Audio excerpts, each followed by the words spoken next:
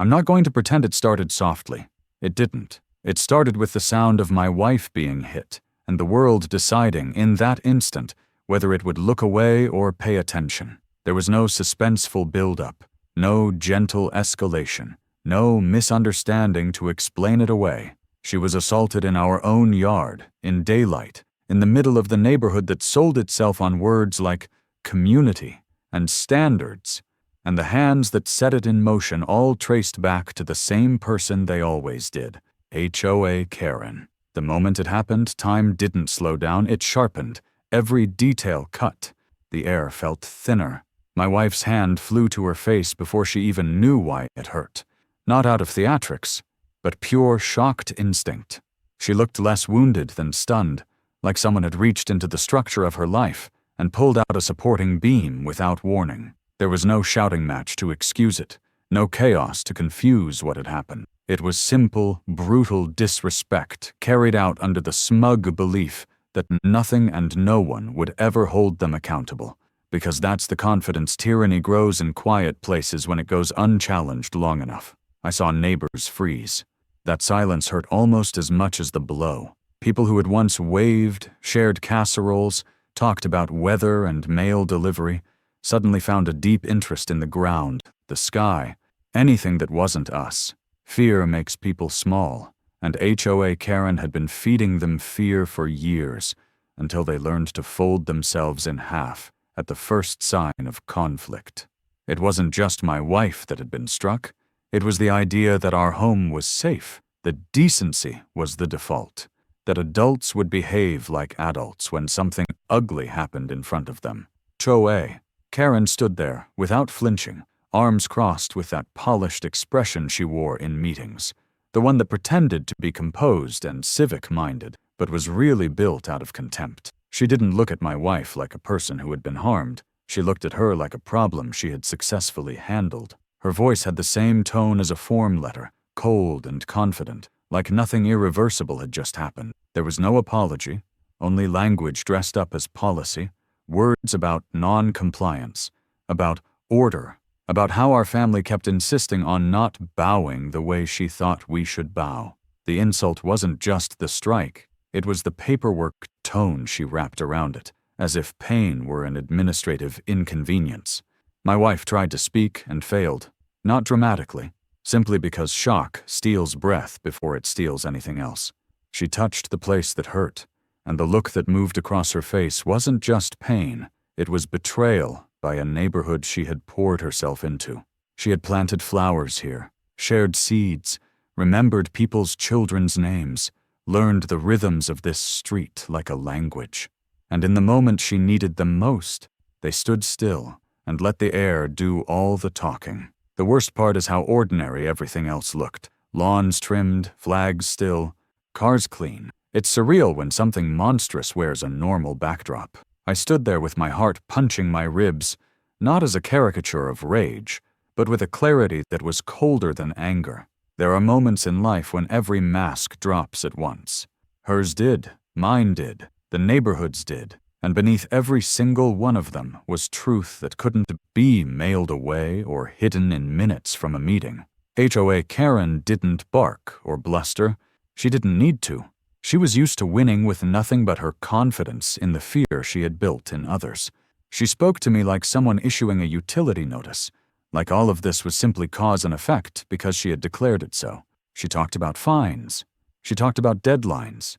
She talked about my wife like she was a misbehaving note on a ledger, not a human being holding herself upright out of sheer dignity. Every word she chose was calculated to be smaller than what had actually occurred, because minimizing harm is how people like her keep control. If the words are small, the damage must be too. But the damage wasn't small. It rang through our lives like a cracked bell. I remember the way my wife's eyes found mine. There was fear in them, yes, but also fury and humiliation and heartbreak tangled into one expression that said more than any sentence could have. That look said, "They don't see me as a person." That look said, "I thought this place was safe." That look said, without sound, that something fundamental had been taken from her, and it wasn't something you could repair by filling out a form or repainting a fence. I felt the neighborhood watching that look and choosing what to do with it. Some pretended they hadn't seen it. Some swallowed and turned away because acknowledging it would require courage they hadn't exercised in years. And in the middle of all of them, the person who had orchestrated every ounce of this stood tall like she had just proven a point she'd been waiting to make. That rules, her rules, meant more than people. I did not shout. I did not make speeches. I didn't throw my emotions into the air like sparks. Instead, everything inside me went quiet in a way that doesn't show on the outside but changes everything on the inside. There are lines you think you'll never watch someone cross because you don't believe anyone could. Then you see them crossed casually, and you understand that silence is how they reached the point where they thought they could do it. In that instant, any illusion I had about this being a misunderstanding evaporated. This wasn't a bad afternoon. This wasn't neighborly friction. This was power misused on purpose, cruelty wrapped in procedure, and my wife had been turned into an example to frighten other people into obedience. She wasn't just assaulted, she was used. That truth burns differently. HOA Karen tried to end the scene the way she ends everything else she creates, with finality that allows her to walk away believing she had the last word. She dismissed us with a tone, with a glance, with an implication that we were the disruptive element, that order had been restored. The absurdity of it would have been funny if it hadn't been so cruel. She treated the harm she caused like a precedent she was proud to set. I watched my wife straighten, not because she was fine, but because she refused to give Karen the gift of seeing her stay small. There was dignity in that movement, and I saw Karen notice it and hate it, because people like her only feel large when other people fold. My wife did not fold. The humiliation hung in the air long after the voices stopped, not because she had anything to be ashamed of, but because public harm leaves a residue. The street felt different. Our home felt different. Safety isn't an object you can lock away. It's something fragile that lives in your bones, and when someone breaks it deliberately, the ground under your life shifts whether you give them permission or not. I stood there and understood with absolute clarity that nothing about this would disappear quietly. Not because of vengeance, not because of theatrics, but because there are moments when silence becomes complicity, and I had hit the limit of what I would let pass as how things are done around here. I didn't announce anything. I didn't threaten anything. I didn't need to. A decision doesn't become more real because you decorate it with words. It becomes real because your entire being tips in one direction, and there's no part of you left pulling the other way. That's what happened to me, while the breeze moved the leaves like nothing unusual had occurred. What began as an ordinary day ended as a line drawn through the center of our lives, before and after. Trust and knowledge, illusion and reality. And standing at the center of that line, owning every ounce of what she had set into motion, was HOA Karen, unbothered, unapologetic, convinced that what she had done would stand because it always had. That certainty was the most revealing thing of all. She didn't act like someone who feared consequences. She acted like someone who had never met them. She was about to. I didn't come into this life looking for a fight. That's the part people like HOA Karen never understand. They look at a calm person and assume it's emptiness, not discipline. They see quiet and mistake it for weakness because they've never learned to carry themselves without theatrics. Long before this neighborhood, long before committees and letters and the hollow sound of forced authority, my life was built around responsibility that didn't allow for ego. Years of service don't turn you into a storybook caricature.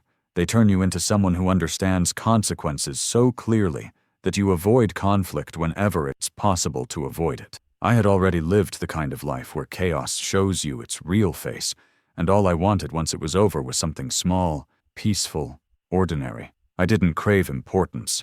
I craved unremarkable mornings and coffee on a porch that didn't feel like a lookout post. I craved watching my wife move through her days without tension clinging to her shoulders. That was my definition of success. My wife met me when my life was already quieting down. She didn't fall in love with stories or uniforms.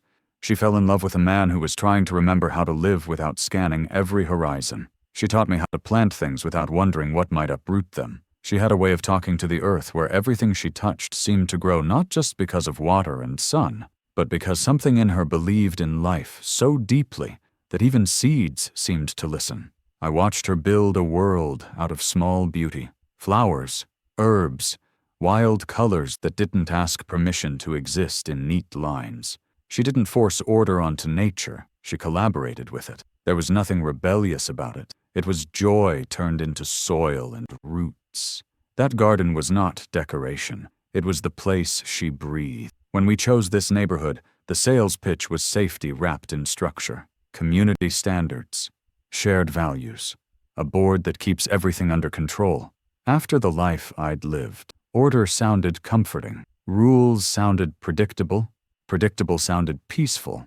What they don't tell you in glossy brochures is how quickly standards turn into weapons in the hands of people who need control more than they need connection. It didn't take long to learn who our neighborhood orbited around, even before she said a word. HOA Karen didn't walk. She arrived. She filled space like someone auditioning for a role she wrote for herself.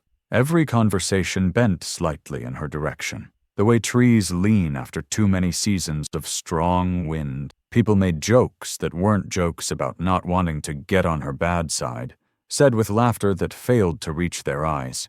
They described her as involved, passionate, really keeping things in shape, the way you talk about a storm you haven't yet admitted you're afraid of. She never raised her voice. She didn't need to. She had found something far more effective than loudness. She had discovered how to make people internalize her expectations. Once that happens, you don't need to shout. People begin policing themselves, trimming back the parts of their personality they think might offend the unofficial rulebook you carry in your hands. I spent the first months simply observing, the way anyone does when entering a new environment. Mailboxes measured to the inch. Grass height discussed like a moral issue. Committees about committees. Smiles that showed teeth and not warmth. None of this looked dangerous on the surface, just fussy and overmanaged. Danger rarely introduces itself honestly. It arrives wearing paperwork and polite phrases. The letters started small. Notices about colors. Notes about aesthetic integration. Thin envelopes that pretended to be neighborly reminders, but were written with a tone that carried frost in every sentence. My wife's garden became a frequent topic, not because it hurt anyone, but because it dared to look alive in a place that had decided uniformity was the same thing as beauty. The flowers she had coaxed into life were described with words like unapproved, non-compliant, visually disruptive. Imagine watching someone talk about the thing you love as if it were a crime scene. She read the first letter twice, then laughed the kind of laugh people use to chase off unease. "They'll get used to it," she said. "Nature isn't a spreadsheet." She believed reason would solve it. She believed kindness would translate. That was before she learned that some people don't want understanding, they want submission. Through it all, I stayed composed. Years of experience had carved patience into my bones. I attended meetings. I listened. I kept my voice level. I thought if we treated the situation like adults, it would resolve like one. But this wasn't about rules. This was about a person who needed to stand on someone else's throat, just to feel tall enough to see over her own insecurities.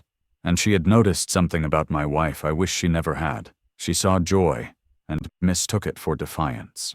People like her always do. They interpret other people's happiness as a personal insult because it exists beyond their control. My authority didn't come from shouting or posture.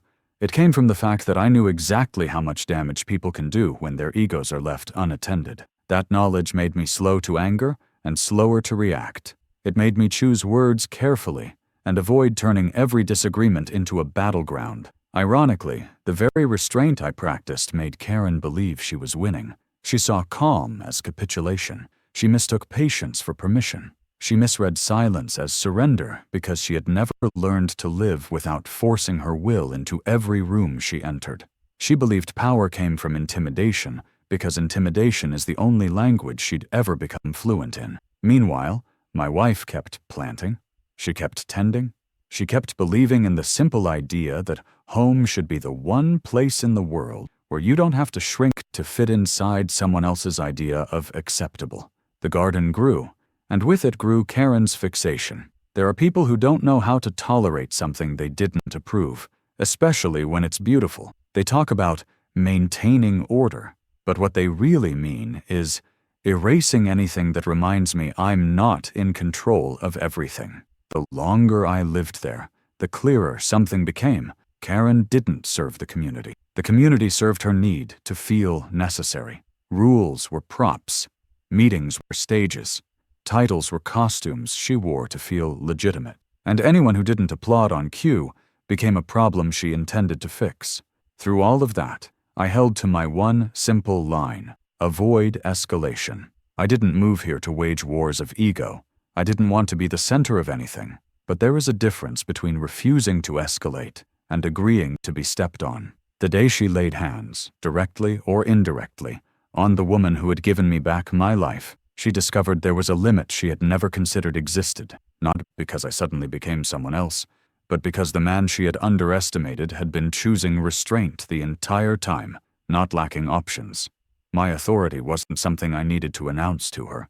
It didn't arrive in threats or speeches or any of the chest-beating theatrics she mistook for strength. It lived in the fact that I knew exactly who I was, without needing her validation or her permission.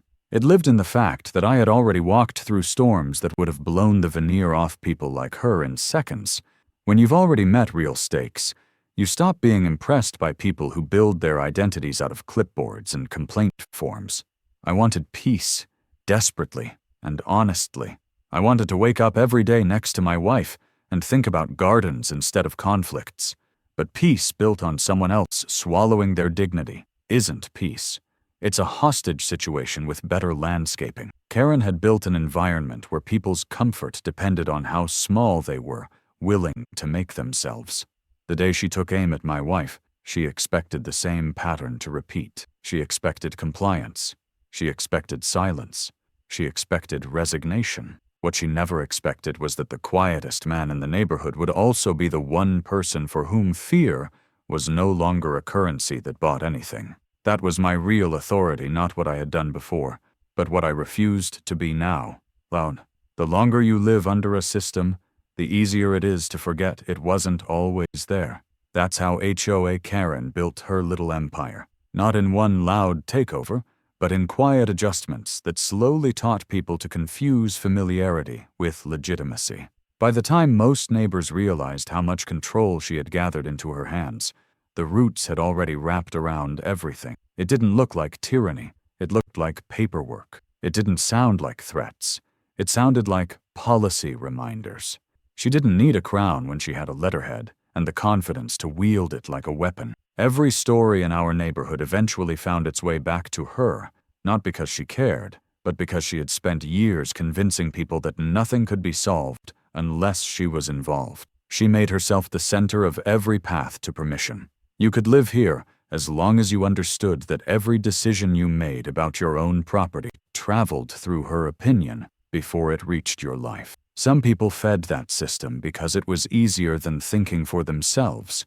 Others complied because they were tired. Many complied because they were afraid. Fear is the simplest tool for lazy rulers, and she used it with the casual expertise of someone who'd never had to face a genuine challenge.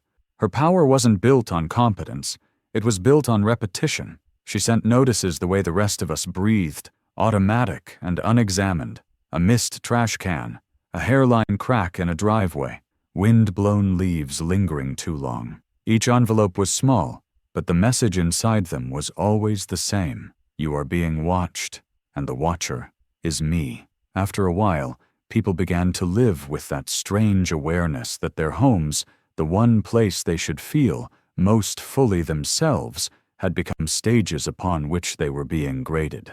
I watched good people begin to narrate their choices in their own heads in her voice, measuring their lives not by comfort or joy, but by how likely it was to trigger one of her letters. That's the cruelty of systems like hers. They don't just control your actions, they infiltrate the private space of your thoughts. The meetings made it worse. She sat at the head of the table like it was a throne she'd earned, rather than a seat she'd maneuvered herself into through procedural gamesmanship.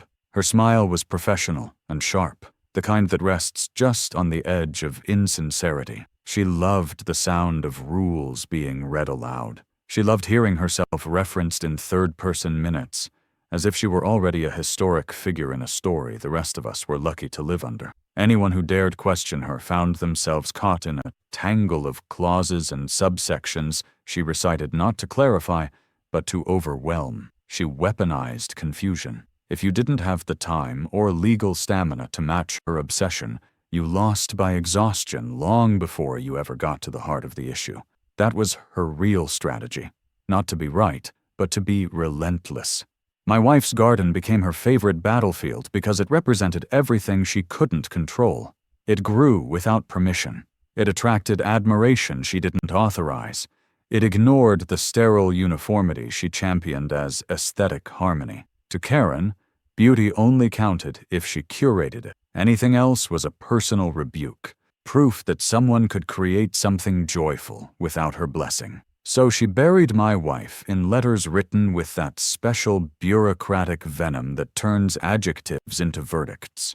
Words like unacceptable, non-conforming, disruptive to visual unity. Not one mentioned the joy that garden brought to neighbors who paused just to look at it. Not one acknowledged the life it represented. Paperwork rarely has room for humanity when it's written by someone who's forgotten their own. What people outside never understand is that abuse in places like this doesn't look dramatic. It doesn't shout. It drips. It accumulates. It wears people down with the steady pressure of being told they are always slightly out of line, always one notice away from trouble, always being evaluated by an invisible standard that shifts just enough to keep them off balance. It's not the size of the fines. It's the constant implication that your very existence requires justification. And Karen thrived in that role because it allowed her to posture as the defender of order while indulging the plain truth beneath it. She enjoyed control for its own sake. She didn't run the HOA to serve anyone. She ran it to feed the gnawing insecurity that whispered she'd be nobody without authority over others. Once you see that truth in someone's eyes, you can never unsee it. I saw it most clearly in the way she chose her targets. She never went after the loudest or the strongest first.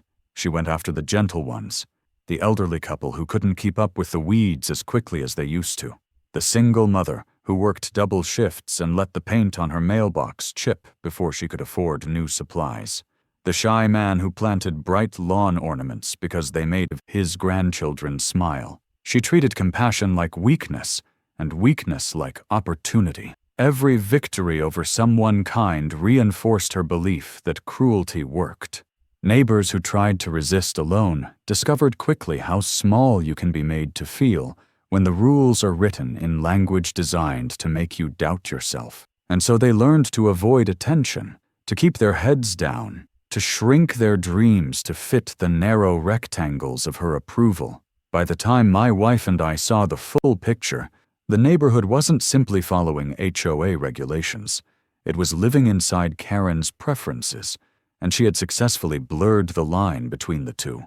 Her goons, as people had started whispering to one another behind closed doors, weren't just the few who enforced her demands with posture and presence. They were the structures she had hollowed out and filled with herself. They were neighbors she'd trained to repeat her phrases, believing that obedience made them powerful, too.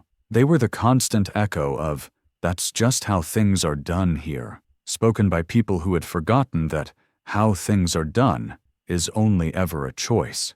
Power shows its true shape when it feels unchallenged, and Karen felt untouchable long before she ever signed the notice that became the pretext for the attack on my wife. She moved through the neighborhood with the comfortable arrogance of someone who believes consequences are for other people. The HOA wasn't a responsibility to her. It was a stage where she could perform control. Every new policy was less about improvement and more about tightening the parameters of acceptable life until everything interesting, personal, or joyous had been sanded smooth. What she never anticipated, what people like her almost never anticipate, is that continuous pressure doesn't just produce submission. Sometimes it produces clarity. The neighbors she had trained to stay silent weren't blind. They were tired. They were watching. They were waiting for someone, anyone, to pull the curtain back far enough that they could finally admit out loud what they had known in private for years. This wasn't leadership. It was ego with stationery, and she had crossed from petty control into outright harm the moment she allowed her obsession with dominance to land on someone's body instead of just their mailbox or their lawn. That was the moment the story stopped being about rules and started being about character. Hers was laid bare. The system she built, the committees she stacked, the letters she fired like bullets wrapped in envelopes. Every bit of it was designed to keep her feeling bigger than the rest of us. But control earned through fear has one fatal flaw. It lasts only as long as the fear does. The instant someone stops believing in it, the entire structure shakes, because there was never anything solid beneath it. Watching my wife stand after being struck, dignity intact despite the humiliation she'd been forced to endure, I realized Karen had finally pushed too far. She had taken everything this place was supposed to represent and twisted it into something ugly, brittle, fragile, and then assumed she would never be questioned. The HOA had become an extension of her, and in the bruising of one woman's face, the entire neighborhood saw the reflection of what it had allowed to grow. Karen still mistook their silence for loyalty. What she didn't realize yet was that silence was no longer agreement. It was pressure building toward the moment when all the years of restraint, embarrassment, and quiet resentment would converge into something she had never prepared for. Resistance grounded not in rage, but in truth. Truth doesn't shout when it first shows up. It whispers in details, in inconsistencies, in the faint scratch marks left behind when someone keeps rewriting reality to suit themselves. After the day my wife was assaulted under the shadow of HOA authority twisted by Karen's ego, the air around everything felt different. I stopped assuming the system was merely overzealous and started paying attention as if the structure itself were speaking in a language of paper, signatures, and dates that didn't quite line up. I wasn't hunting revenge. I was hunting clarity. There's a difference. Rage is sloppy. Clarity is cold. And clarity began arriving in small, undeniable fragments that added up to a picture even she couldn't paper over. I started with what anyone should start with in a place that claims to be bound by rules. Records. Not secrets stolen in the dark. Not anything underhanded. Just the kinds of documents that are supposed to be transparent in any organization that pretends to serve its members. The first thing you notice when someone has built power on sand is how many things are almost right, but not quite. Meeting minutes that read more like scripts than summaries. Votes recorded without evidence of who voted. Decisions attributed to the board that no board member could clearly remember discussing. Policies that seem to appear fully formed without the messy process of debate that real governance always requires. It was like reading a novel written by someone who didn't expect their audience to pay attention to continuity. Patterns emerged. Fines issued disproportionately to the same handful of households. Random inspections that did not look random at all when you laid them side by side. Language in letters that mirrored Karen's exact cadence so precisely you could almost hear her voice in every paragraph, even when someone else's name sat underneath as the supposed author. The HOA wasn't a shared body anymore. It was an extension of her handwriting. What struck me most wasn't the overreach alone, but the pettiness embedded inside it. Rules intended to protect property values had been twisted into tools to protect ego. Technicalities were stretched just long enough to cover whatever she wanted to call a violation that week, then snapped back the moment they might have applied to someone she favored. Exceptions existed like invisible ink that only appeared when her friends needed them. I wasn't dealing with a guardian of standards. I was dealing with a self-appointed monarch who believed consistency was optional. Talking to neighbors turned into a slow unburdening. People who had been silent for years began to speak not because I coaxed them, but because they were exhausted from carrying the weight of unspoken frustration. Stories spilled out in kitchens, over driveways, near mailboxes where eyes always darted around as if the very air had ears. Couples who had once been proud of their homes described being made to feel like trespassers on their own property. Elderly residents admitted they paid fines they couldn't afford simply because the letters made them feel like criminals. You could hear the shame in their voices. Shame that didn't belong to them at all, but had been planted there by someone who used authority to make ordinary people doubt their worth. Every account lined up with something I'd already seen on paper. The human cost gave the documents weight they had lacked before. It's one thing to read a list of fines. It's another to look into the eyes of the people those fines were designed to break into obedience.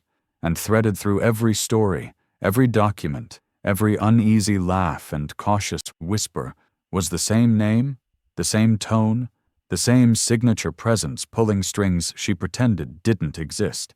HOA Karen. Proof isn't always dramatic. Sometimes proof is the accumulation of little truths that refuse to contradict each other. I saw how meetings were rescheduled quietly to times when dissenters couldn't attend, how notices were mailed just late enough to make appeals impossible, how ambiguous rules were interpreted in whatever way best reinforced the narrative she wanted that much. She didn't enforce standards. She curated reality. And reality, once curated too tightly, starts to crack under its own artificial neatness. My wife watched me work through all of this with the same steady patience she brings to growing things. She didn't ask for revenge. She didn't ask for some grand gesture to restore her pride. She wanted one simple thing: honesty, in a place that had sold itself as honest. Her garden had been called non-compliant so many times that the word had lost meaning, but what happened to her body that day had stripped the varnish off everything. This wasn't about flowers or aesthetics anymore. This was about the truth of who was running our lives without ever being invited to. As I traced the lines of authority back through signatures, emails, and the brittle smiles of those who used to stand behind her, the picture sharpened. Committees that existed only on paper. Elections that sounded democratic but were structured so that outcomes were inevitable. Conflicts of interest tucked under vague job descriptions. Financial choices that always seemed to orbit the same small circle of beneficiaries. None of it accidental. All of it wrapped in the kind of procedural language that makes most people's eyes glaze over long before they realize what they're agreeing to. People like Karen count on that glaze. They build kingdoms in the space between "I don't have time to read this" and "I guess she knows what she's doing." Every page I read made one thing painfully obvious. She did know what she was doing. She wasn't incompetent. She was meticulous in the way only someone deeply invested in their own myth can be. She wanted control so thoroughly that she had rewritten the internal logic of the HOA until it served her first and the community second, if at all. I collected everything carefully, not because I needed ammunition, but because I needed certainty. Acting on anger alone turns you into the thing you're fighting. I wasn't interested in becoming a mirror of her. I wanted the weight of fact, the kind that doesn't need to yell to be undeniable. There is a particular satisfaction in holding truth that doesn't require embellishment. You don't need to dramatize it. You just have to let it stand up in a room. The deeper I went, the quieter I became. Not because I was intimidated, but because the scale of what she had been allowed to get away with for so long spoke louder than any speech I could have delivered. People had trusted her with structure, and she had turned that trust into a tool for humiliation, all while convincing herself she was the only barrier between order and chaos. The irony was so sharp it almost cut. The only chaos in our neighborhood was the one she manufactured to justify her control. Proof, when it finally settled, didn't look like a smoking gun. It looked like a map. Every path on that map led back to the same place. She had created a system where she could never be wrong, because she had written the rules that defined what wrong was. And like every person who convinces themselves they are the standard, she had crossed lines so gradually she no longer recognized they were lines at all. I saw the fear in people's eyes begin to shift into something else when they realized they weren't alone. Fear is heavy when you carry it by yourself, but it lightens when it becomes shared understanding. Neighbors who used to look at the ground when she walked by started looking at each other instead. I didn't tell them what to think. I didn't need to. I just laid what I'd found in front of them in plain language and watched comprehension do the rest. What she had built thrived in confusion, and confusion was finally evaporating. The day I knew everything had changed wasn't dramatic. No yelling, no confrontation, no sudden reversal of fortune. It was a small conversation with a neighbor who had been terrified of her for years. He looked at me and said, almost in disbelief, "So it wasn't just me." That sentence carried the full weight of what Karen had done to all of us, because abuse always isolates before it controls. She hadn't just fined people, she had made them believe they were the only ones being singled out, that they somehow deserved it. Proof is liberation in situations like that. It pulls back the curtain, not just on the abuser, but on the shame they planted in other people's lives. By the time I was done gathering and organizing everything, one reality stood absolutely solid. She was not the authority she pretended to be. She was a person who had climbed onto a stack of paperwork and called it a throne. She believed she had built something unassailable because nobody had bothered to push back hard enough. What she didn't anticipate was that the same restraint she had mistaken for weakness in me would become the quality that undid her. I didn't need to shout or threaten or posture. I just needed to let the truth she'd hoped would stay buried see daylight long enough for everyone else to recognize it, and sunlight, especially on things that have grown in the shadows too long, is merciless. There is a particular stillness before a structure fails, the kind of quiet that makes the air feel loaded, as if even the oxygen has learned to brace. That's what the day of the confrontation felt like. Not dramatic at first glance. Not loud, just unnaturally still in the way the world sometimes pauses right before a storm starts tearing shingles from roofs. Karen still believed she owned that stillness. She walked through the neighborhood with the brittle confidence of someone convinced that if she simply kept speaking in the right tone, reality would continue to obey. Her posture said she expected the world to tilt toward her when she leaned. What she didn't yet understand was that the ground beneath her had already started to move. The meeting she called was supposed to be routine, one of those mandatory assemblies where she liked to sit slightly elevated, gazing down over the residents with the detached benevolence of a queen, tired of being disappointed by her subjects. It was held in the clubhouse she had spent years treating as her private court, the room that smelled faintly of carpet cleaner and stale authority. The walls lined with framed photos of community events she had managed to center herself in, like a watermark on every memory. Chairs filled faster than she expected. People who normally avoided meetings out of exhaustion showed up and stood along the walls. She tried to pretend it was interest rather than pressure, but even she felt it, the strange electricity of a crowd done pretending. My wife sat beside me, calm in that grounded way she has even after being forced through more than anyone should have to endure in a place supposedly called home. The last time she had walked into this building, she had done so as a target. Today she walked in as a witness to truth, and that difference alone was enough to shift the balance of the room. Karen opened with the same polished phrases she always used, a syrupy mixture of community standards, shared expectations, and thinly veiled scolding about those among us who choose not to respect the rules the rest of us live by. Her voice had the cadence of someone who had practiced power in front of mirrors. Her smile didn't reach her eyes anymore, though. She felt something she hadn't felt in years, the room not moving with her. She mistook the silence for compliance, because she always had. She didn't recognize it this time, as a silence that wasn't afraid anymore. When my turn came, I didn't raise my voice. I didn't need to. The room did the work for me, leaning in not out of loyalty to me, but out of hunger for what they already sensed was coming. I laid the truth down one piece at a time, not with theatrics, not with rage, but with the calm inevitability of someone reading from a ledger that had finally been balanced. Meeting minutes altered after the fact. Elections structured so that only one outcome was possible. Committees that never met but somehow issued decisions. Fines routed in suspiciously familiar financial directions. I didn't have to embellish. Reality was insulting enough to her all on its own. Karen laughed at first, that brittle, chirping laugh people use when their confidence is cracked, but they still hope no one heard it. She called it a misunderstanding, then a mischaracterization, then an attack orchestrated by people who had difficulty adapting to community life. Every deflection sounded thinner than the last.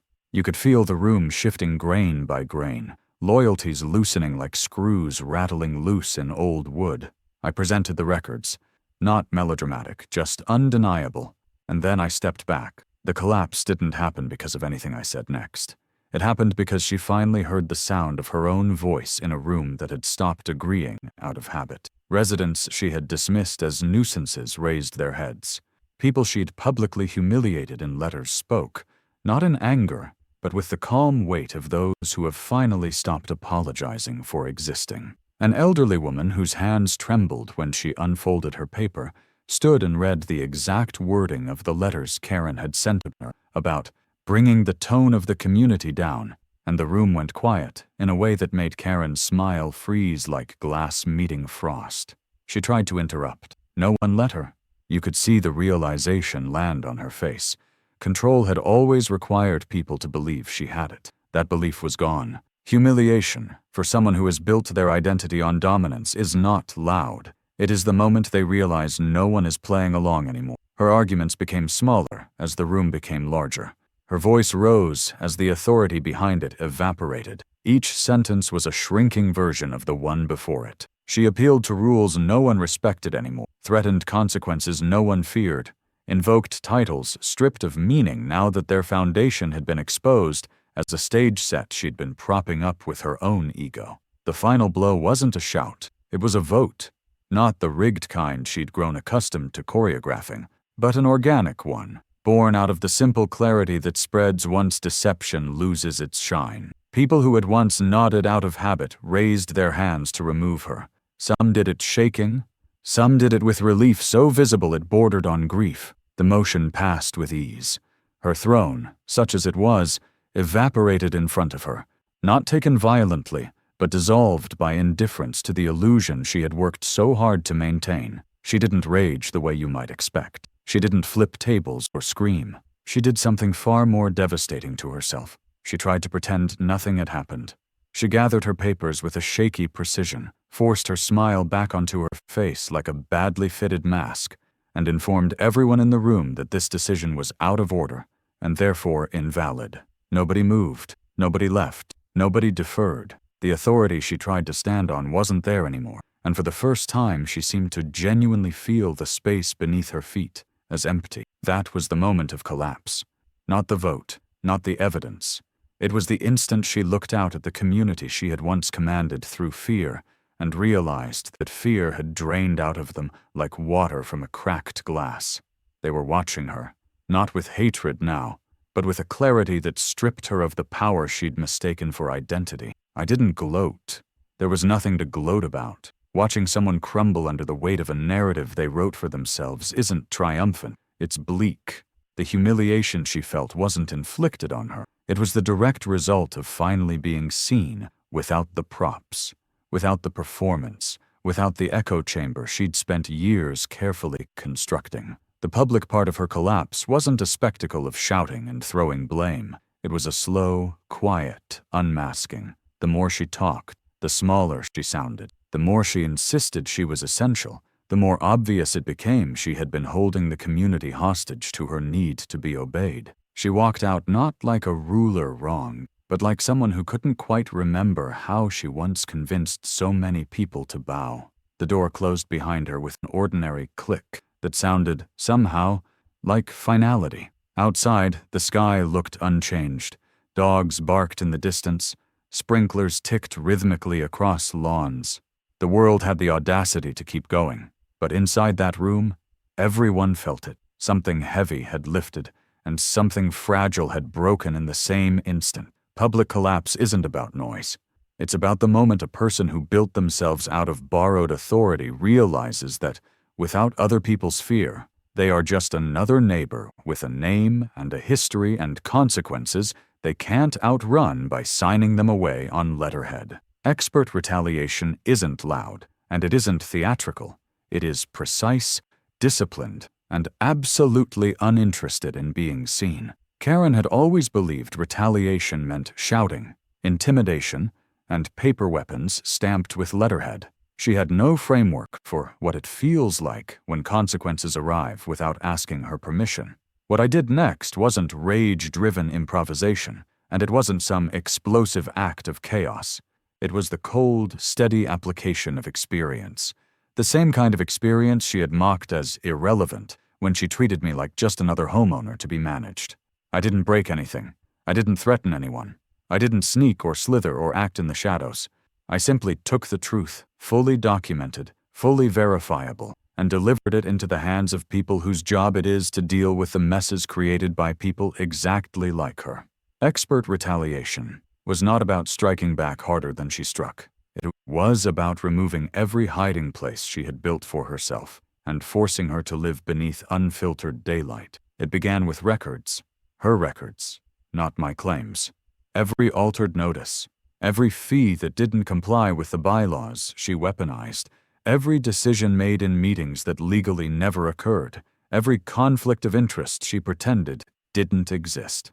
Karen had always counted on exhaustion as a tactic, on people giving up midway through the maze she designed. She'd never considered what happens when someone with far more patience than ego walks the entire maze calmly, maps it, and hands that map to the authorities with a simple sentence: "Look for yourselves." I did not need to embellish, and I did not need to dramatize. There is nothing more humiliating to a bully than realizing their own signatures are the sharpest blades pointed at them. She had written her downfall in long, smug paragraphs stamped with her title. All I did was underline them. Expert retaliation is also about audience, and not the kind Karen liked. She craved the captive audience of neighbors cornered in folding chairs. What she got instead was the quiet audience of auditors, investigators, regulatory boards, and insurance carriers whose interest is not emotional but forensic. They don't argue, they don't debate, they don't bend, they read, they verify, they ask questions she cannot answer with the tone of voice she once used to end conversations. Watching her try to perform authority in front of people immune to intimidation was like watching an actress discover the stage is gone and the lights are real. Her confidence wasn't dented, it was stripped. Her explanations, which had cowed residents for years, fell apart under the simplest follow-up questions. Decisions she insisted were routine collapsed when compared to her own bylaws. Fines she called standard were revealed as inventions.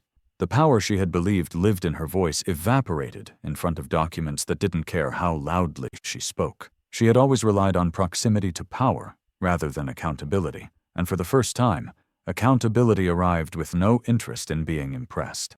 Neighbors who had once apologized to her for existing now found their voices again, not as a mob, but as individual people who remembered they had names, rights, and dignity independent of her approval.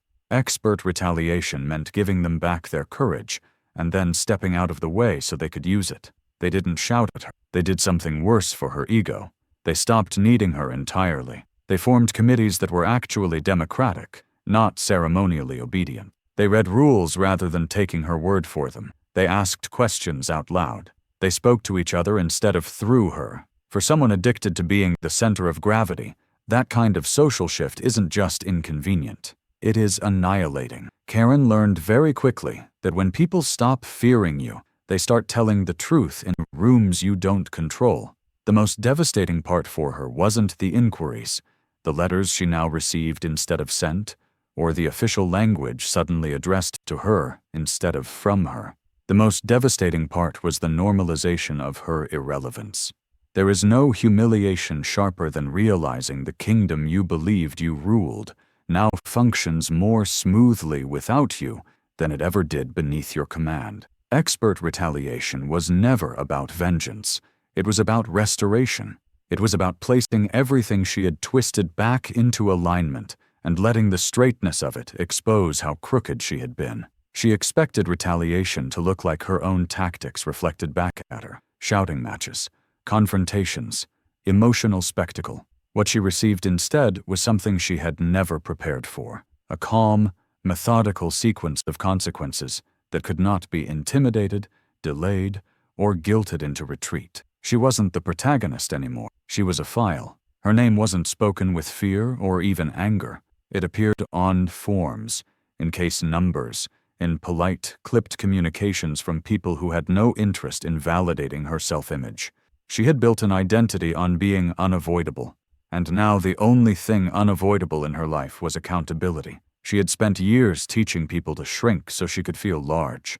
Expert retaliation simply stopped shrinking. Winning didn't look like triumph. It didn't sound like cheering. It arrived without ceremony, without a speech, without even the satisfaction of an apology from the person who had spent so long poisoning the air here. Total victory came the way real closure always does, quietly, after the noise has burned itself out, when the person who tried to rule your life no longer has any meaningful way to enter it. Karen had always imagined that if she ever lost, it would be because someone louder than her shouted her down.